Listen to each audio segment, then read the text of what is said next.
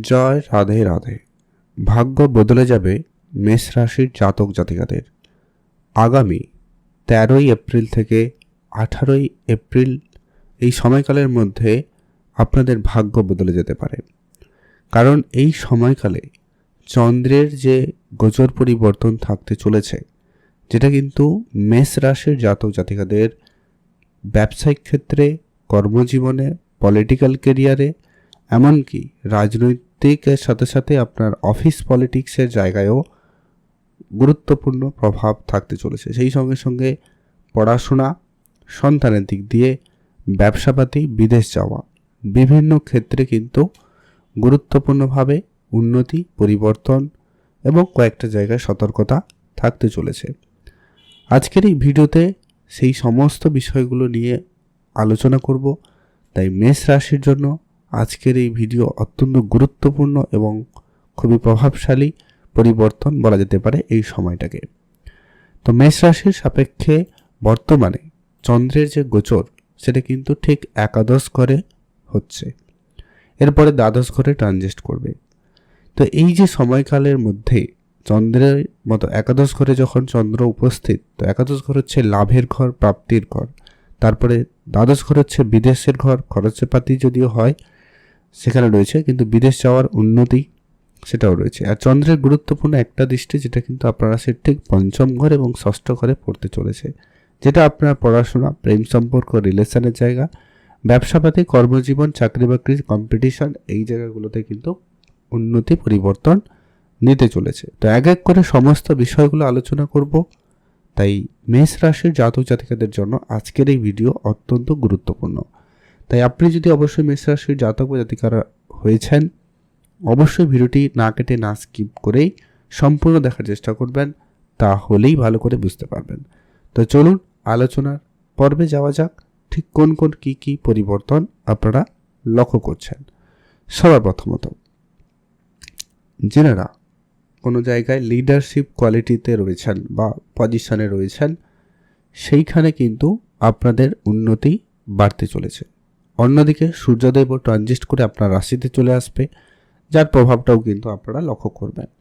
চন্দ্র এ পাশে একাদশ ঘরে রয়েছে। তো নিশ্চিতভাবে বলা যায় আগামী 2-3 দিনের মধ্যে আপনার বিভিন্ন কার্যকলাপগুলো, যেগুলো আপনারা করছেন, যে কাজটা করছেন বা যে উদ্দেশ্য নিয়ে করছেন, সেটা কিন্তু সফল হওয়ার সম্ভাবনা খুবই ভালো লক্ষ্য করা যাচ্ছে। তো মেষ রাশির জন্য এটা অত্যন্ত একটা ভালো সময় থাকবে, বিশেষ করে আগামী 2-3টা দিন। আগামী 2-3 দিনের মধ্যে যদি যত রকমের গুরুত্বপূর্ণ জটিল কাজগুলো রয়েছে সেগুলো করে ফেলার চেষ্টা করুন, সেখানে কিন্তু সাফল্য লাভের সম্ভাবনা সব থেকে বেশি। এবং আপনার সামাজিক ক্ষেত্রে, সোসাইটির জায়গায় সম্মান বৃদ্ধিরও প্রবল যোগ সম্ভাবনা লক্ষ্য করা যাচ্ছে। আপনি সোসাইটিতে বেশ ভালো সম্মানের জায়গায় যেতে পারেন। এমনকি আপনার সন্তানের কেরিয়ারেও বড় এবং ভালো পরিবর্তন লক্ষ্য করতে পারেন। তবে একটা বিষয় বলবো এখানে, একটা কথা সতর্কতা বা নেগেটিভ প্লেস যেটা প্রভাব থেকে যাচ্ছে, যে কি কেতু পঞ্চমে রয়েছে। চন্দ্র দৃষ্টি যখন থাকবে, কেতু চন্দ্রের কানেকশন খুব একটা যে ভালো এমনটা কিন্তু নয়। তাই জন্মছকে যদি অলরেডি খারাপ থাকে তাহলে কিছু করার নেই। যে ব্যাপারটা ধ্যান রাখতে হবে, আপনার সন্তানের শরীর খারাপ হতে পারে বা সন্তান প্রাপ্তির জায়গায় কিছুটা নেগেটিভ মানে সমস্যাদায়ক কিছু পরিস্থিতি তৈরি করতে পারে আগামী 2-3টা দিন। তারপরে আবার পরিবর্তন হবে, ঠিকঠাক থাকবে।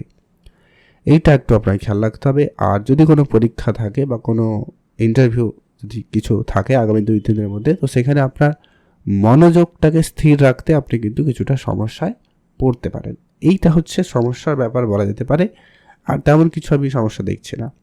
তারপরে আগামী 2-3 দিন পরে আপনি একটু আপনার হেলথের দিকটা খেয়াল রাখবেন।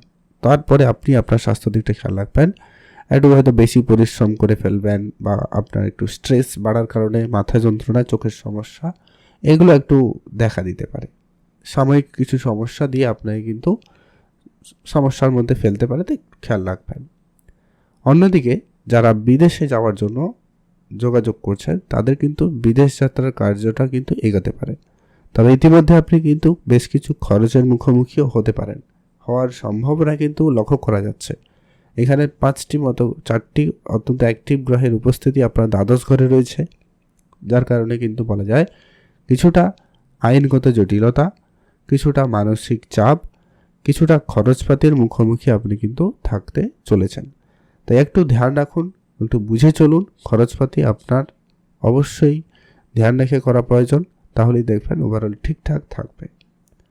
আর 7.5-এর প্রভাবটা মেষ রাশির জাতক জাতিকারা অলরেডি ইতিমধ্যে লক্ষ্য করছেন, যার কারণে একটা মানসিক চাপ এমনিতেই রয়েছে, কাজের দায়িত্ব এমনিতেই বৃদ্ধি পেয়েছে এবং আপনি যেচে বুঝে আরও একটু বেশি কাজ করছেন বা করার চেষ্টা করছেন, এটা কিন্তু সম্ভাবনা রয়েছে। এটা কিন্তু পজিটিভ, এটা কিন্তু মেষ রাশির সাপেক্ষে কিন্তু খুব ভালো লক্ষ্য করা যাচ্ছে।